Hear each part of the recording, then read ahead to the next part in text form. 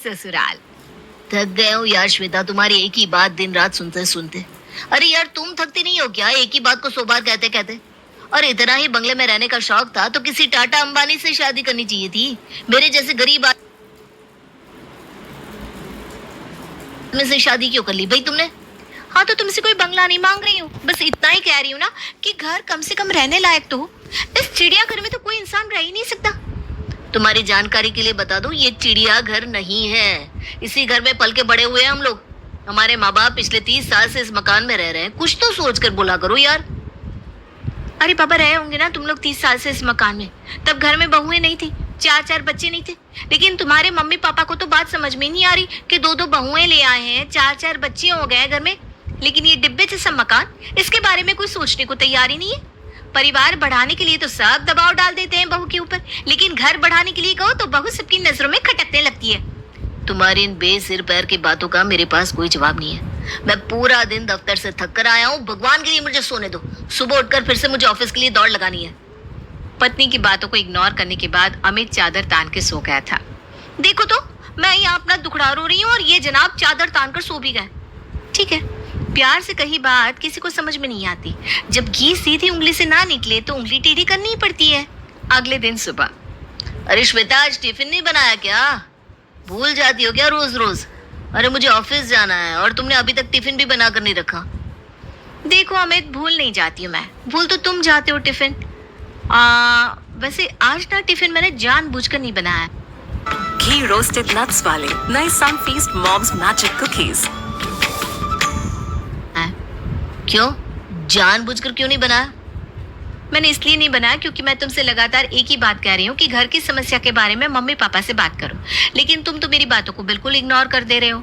इसलिए अब जब तक तुम मम्मी पापा से घर के बारे में बात नहीं कर लेते, तब तक तुम्हें बिना टिफिन के यूं ही ऑफिस जाना पड़ेगा। पत्नी की बात सुनकर अमित गुस्से में पैर पटकते हुए घर से निकल जाता है। तभी उसे पीछे से बड़े भाई रजत की आवाज सुनाई देती है। अरे छोटे रुक, तो कहाँ जा रहा है गुस्से में बड़बड़ाते हुए? रुक जा मेरे भाई, भूल गया क्या? मैं भी तेरे साथ ही ऑफिस चलता हूँ, मुझे भी मेरे ऑफिस ड्रॉप कर दियो। अरे भैया क्या बताऊं, जब से शादी हुई है जिंदगी बर्बाद हो गई है मेरी। ऐसी क्लेशन औरत पल्ले पड़ी है कि मुझे लगता है कुछ दिन में तो मैं अपना नाम भी भूल जाऊंगा। 24 घंटे दिमाग में सिर्फ इसकी क्लेश ही घूमती रहती है। अरे छोटे क्या हो गया जो इतना नाराज हो रहा है तू? झगड़ा हो गया है क्या तेरा श्वेता के साथ? हमारा तो रोज का ही हो गया है। अब इंसान अपनी हैसियत में रहकर डिमांड करे तो एक बार को उसकी डिमांड पूरी भी कर दी जाए। डिमांड भी तो इतनी बड़ी है महारानी की कि मैं चाह कर भी पूरी नहीं कर सकता। अरे बताएगा अभी कि हुआ क्या है? हमारा ये घर छोटा लगने लगा है महारानी को। कहती है नया मकान खरीद कर दूं। अब आप ही बताइए भैया, मकान क्या यूं ही किलो के भाव में मिल जाते हैं कि उसने मांगा और मैंने फट से लाकर खरीद के उसके हाथ में रख दिया? और इस जन्म में तो मेरी मकान खरीदने की हैसियत है ही नहीं। जिसको मुंह फुलाना है वो फुलाता रहे। अरे छोटे तूने तो मेरे जख्मों पर हाथ रख दिया है। अरे भाई यही कहानी तो मेरे घर में भी चल रही है। तेरी भाभी भी सुबह शाम इसी बात पर कलेश करती है कि अब इस कमरे में 2 बच्चों के साथ उसका गुजारा नहीं है। कहती है बरसों से इसी इंतजार में बैठी हुई हूँ कि कभी हम बड़ा मकान लेंगे तो रिश्तेदारों को अपने घर बुलाएंगे। अब आखिर कब तक रिश्तेदारों से मुंह छुपा है? कोई भी मेहमान आने की बात करता है तो पहले ही मन में धुक धुक होने लगती है कि मेहमान आ गए तो उन्हें सुलाएंगे कहाँ, क्योंकि यहाँ तो हमारी सोने की आफत आई रहती है। अगर देखा जाए छोटे तो इन दोनों की बात गलत नहीं है। हमारा घर वाकई बहुत छोटा है, लेकिन करे तो क्या करे? अरे मकान खरीदना कोई बच्चों का खेल थोड़ी ना है। हम लोगों की इतनी तनख्वाह में घर चल जाए वही बहुत है। मकान खरीदने के तो ख्वाब भी नहीं आते मुझे। अरे भैया वही समस्या तो मेरे साथ भी है। वो ये समझना ही नहीं चाहती कि बीवी के साथ रोज रोज क्लेश करना मेरा शौक नहीं मजबूरी है। देख छोटे, अब तो ये दोनों बिल्कुल अड़ने वाली कंडीशन में आ गई है। इस समस्या का कुछ तो हल निकालना ही पड़ेगा हमें। तो भैया आप ही बताओ ना, सोल्यूशन क्या है इस प्रॉब्लम का? सॉल्यूशन क्या है? एक बार चलते हैं माँ बाबू जी से बात करके देखते हैं, हो सकता है उनके पास कोई सॉल्यूशन हो। उसी दिन शाम को रजत और अमित अपने मम्मी पापा के पास जाते हैं। बाबूजी, अब आप तो ये समझते हैं ना कि हम दोनों के कमरे में एक ही बेड है। अब उस एक बेड पर 2 बच्चों के साथ सोना बहुत ही कठिन होता जा रहा है। श्वेता और मिताली दोनों ही इस बात की जिद पर अड़ी हुई है कि अब उन्हें बड़ा घर चाहिए। और देखा जाए तो उनकी डिमांड गलत भी तो नहीं है। अब इस छोटे से मकान में हमारे इतने बड़े परिवार का गुजारा मुश्किल ही नहीं नामुमकिन हो गया है। देखो बेटा, ऐसा है कि शहर में जमीनों के रेट ना आसमान छू रहा है। जितना बड़ा मकान तुम लोग चाह रहे हो ना, उतना मकान खरीदने के लिए कम से कम 1 करोड़ रुपया लगेगा। और मैं स्पष्ट शब्दों में बता रहा हूँ बेटा कि मेरे पास इतना पैसा नहीं है। तुम लोग ये बात अपनी पत्नियों को जितनी जल्दी समझा दो उतना ही अच्छा है। झूठ में वहाँ पालने से कोई फायदा नहीं है। बाबूजी की बात सुनकर पर्दे के पीछे खड़ी होकर सास ससुर की बात सुन रही दोनों बहू के कमरे में आ जाती है। बाबूजी, आपने तो बड़ी आसानी से कह दिया कि हम लोग वहम ना पालें, लेकिन आप ही सोचकर बताइए ना, कैसे हम अपने 2 बच्चों के साथ इस छोटे से घर में गुजारा करें। बहू, मैंने पहले ही बताया है कि शहर में तो अब दूसरा मकान खरीदने की हमारी हैसियत है नहीं। अब तुम कहो तो तुम्हारे लिए खेत में मकान बनवा दे, क्योंकि जितना बजट हमारा है उतने में तो हम सिर्फ अपनी खेत वाली जमीन में ही मकान बनवा सकते हैं। अरे बाबूजी, ये तो बहुत अच्छा आइडिया दे दिया आपने। अपने पास खेत में भी तो इतनी बड़ी जमीन है, और वैसे भी तो आजकल हर जगह बसावट होती जा रही है। ये अच्छा आइडिया है, हम लोग खेत में ही मकान बनवा लेते हैं। और आप देखना बाबूजी, हम लोगों ने एक बार खेत में मकान बनवाया ना, तो हमारी देखा देखी एक एक करके वहां भी लोग मकान बनवाने लगेंगे। अरे बाबूजी, कैसी बात कर रहे हैं आप लोग? थोड़ा तो दिमाग लगाइए। खेत में मकान बनवा लेंगे तो हम लोग क्या नौकरी छोड़कर वहां खेत में कुदाल चलाएंगे? अरे तुम तो खेत वाले मकान में रह लोगी, लेकिन खाओगी क्या? अरे छोटे, किसी तरह प्रॉब्लम सॉल्व तो हो। कोई बात नहीं, हम लोगों को थोड़ा सफर करना पड़ेगा, लेकिन इस रोज रोज की चिक से आजादी तो मिल जाएगी। आधा घंटे का ट्रैवलिंग टाइम और बढ़ जाएगा हमारा। अरे चल, कोई बात नहीं, कर लेंगे बर्दाश्त। खेत में मकान बनाने वाली बात घर में सभी को पसंद आ जाती है, और फिर जल्द ही खेत में मकान बनाने का काम शुरू हो जाता है। कुछ दिनों के बाद, श्वेता, मिताली, तैयार हो जाओ दोनों, तुम्हें तुम्हारा नया मकान दिखाने ले चलती हूँ। आज मकान बनकर तैयार हो गया है। सास की बात सुनकर दोनों बहू की खुशी का ठिकाना नहीं रहता। दोनों जल्दी जल्दी तैयार होकर सास के साथ अपना नया मकान देखने के लिए निकल पड़ती हैं। मकान में पहुंचकर, अरे माँ जी, इतना बड़ा मकान! मैं तो विश्वास ही नहीं कर पा रही हूँ कि वाकई ये इतना बड़ा घर हमारा है। अरे जेठानी जी, जरा एक बार मुझे तमाचा तो मारो, कहीं मैं सपना तो नहीं देख रही। अरे नाटक कंपनी, ये हमारा ही घर है।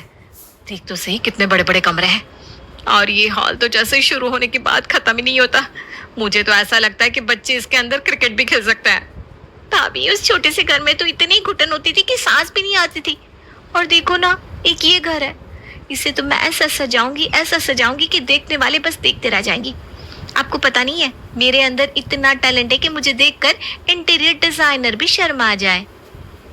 अच्छा जी, हमें तो पता ही नहीं था कि हमारी देवरानी इतनी टैलेंटेड है। ठीक है, अब तुझे बहुत मौका मिलेगा अपना टैलेंट दिखाने का। ऐसा करना, मेरे कमरे का डिजाइन भी तू ही डिसाइड कर लेना। हाँ भाभी, क्यों नहीं। अब तुम दोनों का ये डिजाइन हो गया हो, तो रसोई और बाथरूम भी दिखा दूं। माँ जी, ऐसा लग रहा है कि हमारा सपना आपने सच कर दिया। इतनी खुशी। मुझे तो ऐसा लग रहा है कि खुशी के मारे मैं कहीं आज ऊपर ही ना चली जाऊं। अभी तो तूने सिर्फ ये मकान देखा है, जब तू यहाँ रहने आएगी तब क्या करेगी। मैं भी यही सोच रही हूँ माँ जी, कि कहाँ वो डिब्बे जैसा ससुराल और कहाँ ये आलीशान बंगले जैसा। जब इतनी बड़ी जमीन अपने पास थी तो आज तक हम क्यों छोटे से मकान में रहकर दुख भोग रहे थे। आपने ना माँ जी हमारे साथ अच्छा नहीं किया। हम लोगों को इतना तरस आया है, उसके बाद ये मकान बनवा कर दिया आपने। खेत का मकान बनकर तैयार हो गया था, इसलिए जल्द ही अमित, श्वेता, रजत, मिताली और उनके साथ सास ससुर अपने बच्चों के साथ उस बड़े से मकान में शिफ्ट हो जाते हैं। अरे भैया, मैंने पहले भी समझाया था कि ये खेत में मकान बनाने का डिसीजन हमारा गलत साबित होगा। अभी तो आप सब लोग बहुत खुश हो रहे हो ना, देख लेना, 1 हफ्ते के अंदर सर पकड़ के रोते हुए नजर नहीं आए आप लोग तो मेरा नाम बदल देना। अरे कोई भी जरा सा दिमाग से काम नहीं लेता है, थोड़ा सा प्रैक्टिकल बनकर सोचना चाहिए ना। अब आप ही सोचो, मेरे पास तो मेरी पर्सनल गाड़ी है, इसलिए मैं तो फिर भी किसी तरह चलाकर आपको ऑफिस पहुंचा दूंगा। लेकिन बच्चों के स्कूल के बारे में सोचा है? स्कूल की बस आएगी क्या खेतों के अंदर बच्चों को लेने इस कच्ची पगडंडी पर? अरे देवर जी, आप क्यों छोटी छोटी बातों पर अपना ब्लड प्रेशर बढ़ाने लगते हैं। हम दोनों है ना, बच्चों को लाने और छोड़ने का काम हमारी जिम्मेदारी है। आप लोग टेंशन ना लो, सब मैनेज हो जाएगा। दोनों बहुओं के आश्वासन देने पर अमित और रजत चिंता छोड़कर अपने ऑफिस जाने के बारे में सोचने लगते हैं। शुरू के कुछ दिन तो बहुत ही उत्साह और खुशी में बीत जाते हैं, लेकिन धीरे धीरे दोनों बहुओं को समझ में आने लगा था कि खेत में मकान बनवा के उन्होंने कितना बड़ा बवाल अपने जीवन में पाल लिया है। अरे श्वेता, बच्चों की बस 7 बजे मेन रोड पर आ जाएगी। 7 बजे तक बच्चों को वहां पहुंचना है। तो ऐसा कर आधे घंटे पहले ही निकल कर जाओ, वरना बच्चों की स्कूल बस मिस हो जाएगी। हाँ चाची जल्दी करो, कल भी आपने बस मिस करवा दी थी, जिसकी वजह से हमें स्कूल की छुट्टी करनी पड़ी। आज तो हमारा टेस्ट भी है, हम आज का स्कूल मिस नहीं कर सकते। अरे बच्चों, मैंने कोई जानबूझकर आप लोगों की बस मिस नहीं करवाई थी। बेटा, यहाँ से मेन रोड तक जाने में इतना टाइम लग जाता है कि वहाँ पहुँचते पहुँचते मुझे तो हफाई आ जाती है। सच में ये स्कूल से लाने और छोड़ने वाला काम तो बहुत ही बड़ी प्रॉब्लम हो गई है, लेकिन छोटी अब कर भी क्या सकते हैं, झेलना तो पड़ेगा ही।